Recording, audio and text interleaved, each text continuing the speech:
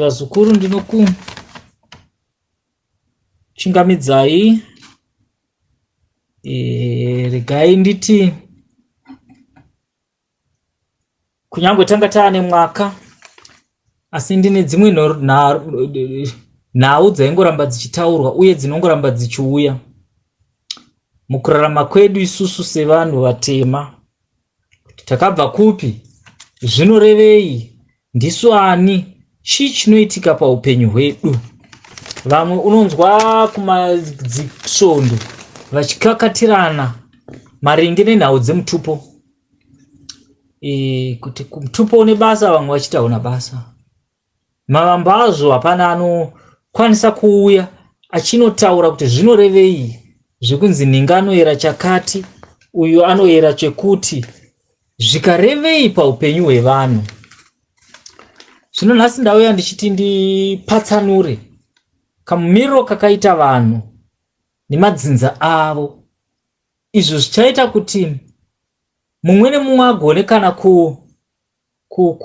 kuongorora kana kuronda dzinza rake achiziva kuti inini ndinobva papi ndichienda papi, uye ndiri wedzinza ripi.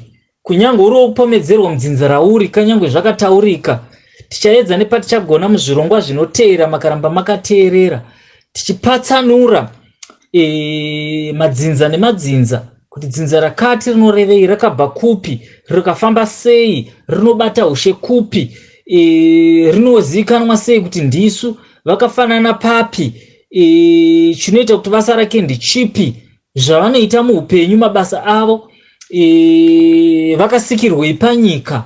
Izvo zvese tichapota tichizvibata muzvirongwa zvinenge zvichiteera, tichiona kuti munhu wese akwanisa kunge achipinda mudzinza rake, kunyange vanoziva nevasingazive madzinza avo, toda kuti tivasvike patinonovapatsanurira, togara navo pasi, vopedzisira varongedzwa kumadzinza avo. Regai nditange ndichiti madzinza ese atiinawo akatanga asina kunyanyo kuwanda, asi tichaona kuti kune mamwe madzinza akapatsanuka kumamwe madzinza achipiwa zvidavo zvevamwe, asi ivo vanga vasiri vedzinza iroro, asi vakazorarama vachivhumbamirwa nekuda kwemikaka. Izvozvo tichazvipatsanura patichabata mutupo nemutupo. Tichaona kuti kune mumwe mutupo yakabva kune vamwe, koita mumwe mutupo yakatanga iriyo mutupo watingati nechirungu maoriginal,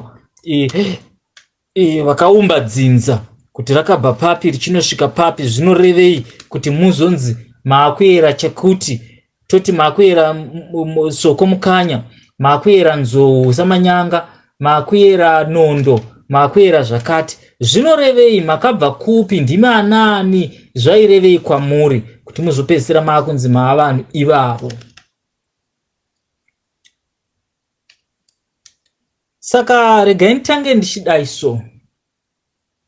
Zvikuru sei ndakatarisa nyika yedu yeAfrica, asi ndichanyanya kuzembera kunyika yedu yeZimbabwe. Rudzi rwese kana kuti zvizvarwa zvese zvemunhu mutema zvakabva panyika inonzi Tanganyika. Vazhinji vanopatsanangura vachiti kuguruswa, kuchamhembe kwedunhu redu reAfrica, kusati kwaane avanoti maborders kana kuti miganho yenyika. Nyika rakanga riri dunhu rimwe chete, dunhu 1 repasi rese kana reAfrica yese, yakanga iri nyika imwe chete. Asi vanhu vakabva panyika yainzi vanhu rudzi rweganda dema rwakanobva panyika inonzi Tanganyika kana kuti yataa kuti Tanzania nhasi, iyo iri kuchamhembe kwaZambezi uko kumusoroko, ndo kwakabva rudzi rwevanhu vatema, vamwe vachikwidza kumusoro, vamwe vakadzika kuno kusvika kwatiri kunoko, naika vakapararira nenyika yese. Ndo chitubu chakatangira mutupo, mumwe achiti ini ndakuyera ichi, mumwe ndakuyera ichi, mumwe ndakuyera ichi, mumwe ndachiyera ichi, vachifamba nenzvimbo vachifamba nenzvimbo pakuwanda kwakatanga kuita vanhu vaona kuti panzvimbo pano hatichakwana, makaitarisa imwe yenyika ine vanhu vakawanda kwazvo uye ndio inobatanidza mutauro. Pauchaona kuti kune mutauro unonzi Swahili, ukanotarisa Swahili unoona kuti ndio makaita mapazi emarudzi ese kana kuti mitauro yese. Chaona kuti kune mubatanidzwa Shona unoiwana iri muSwahili, Chindevere uchachiona chiri muSwahili, Sutu uchaiona iri muSwahili, Nyanja uchaiona iri muSwahili. Uri kunobatanidza mitauro yese, asi wakapfuma paShona kana kuti paZezuru ndio yakanyanya kuzendamira kumutauro weSwahili, zvekuti muSwahili nhasi wakanosangana naye nemuShona apa vanogona kurukura zvavanonzwanana muzvizhinji zvacho. Mavara avo mazhinji epakutsanangura anoita sei? Anoenderana. Ndo kamiriro kakaita ende ndo kwatakabva ikoko. Zvino ndisingapedze nguva, nhasi regai ningotanga ndingoti batei zvishoma mutupo wandichangotanga nawo wandangodoma. Handina kuti ndo wakakosha kukunda vamwe vese. Ndichatanga kutaura pamusoro pemutupo unonzi soko, vari vaShawasha. Imomo musoko waShawasha uchaona kuti tine nasoko bvudzi jena avanobva nepashurugwi ndopavakanosiyiwa. Koita nasoko wafanaka vanobva nepaguruve, ivo vese vari vazukuru reziShawasha kana kuti vapfumo jena. Uya ndichanyanya tanga, ndio andichatanga kuti anova mavambo evanhu vanonzi vaShawasha kana kuti ana soko munyika yedu yeZimbabwe. Pavakabva kuTanzania kwatambotaura kwe kana kuti kuTanganyika, vakauya nekumusoro vakanopindira. Uchaona kuti vachanonopindira nekunana Malawi, Zambia, vachinopinda muZimbabwe vakanopinda nekumaTebeleland kandi kuBulawayo. Ndosaka muchiona kuti varudzi rwavo ruzhinji rwakanorerekera kunenge kumaZulu, ndo kwavanoti vakasimbira ruzhinji rwavo iva vana soko ava. Vachizobva ipapo vakachitanga kufamba vachipinda munana matava kuti muMidlands nhasi, vakambonoita mzinda wavo paShurugwi.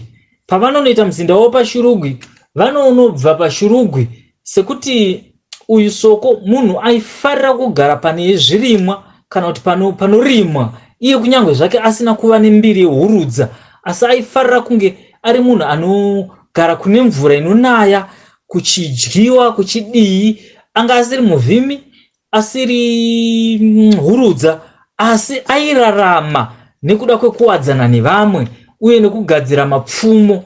Ndosaka makaona akange aine achinzi ngirini pfumo jena.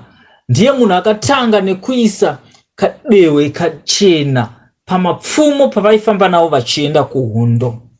Kwa zvino mutupo iyi yakatanga sei? Tisati tanyanyopinda muzvizhinji munana soko.